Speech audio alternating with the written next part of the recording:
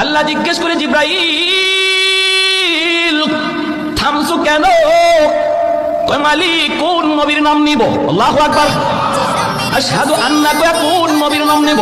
আদম নবী ওখানে হাজির, নূহ নবী ওখানে হাজির, ইব্রাহিম নবীও হাজির, মুসা নবীও হাজির, ঈসা নবীও হাজির, সব নবী হাজির। কোন নবীর নাম নিব?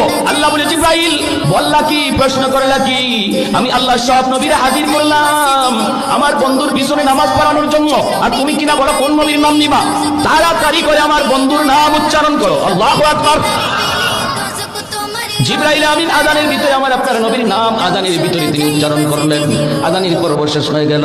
এরপরে আল্লাহ পাক বলে, জিবরাইল সবাইকে বলো বাইতুল মুকাদ্দাসে কাতারবন্দি হওয়ার জন্য 2 রাকাত নামাজ আদায় হবে, 2 রাকাত নামাজ আদায় হবে। জিবরাইল আমিন তিনি সামনের কাতারে, আমার আপনার নবী তিনিও সামনের কাতারে।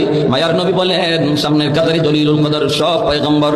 ওই অবস্থায় দেখা যায় ইমামকে কেউ জানে না, অথচ জিবরাইল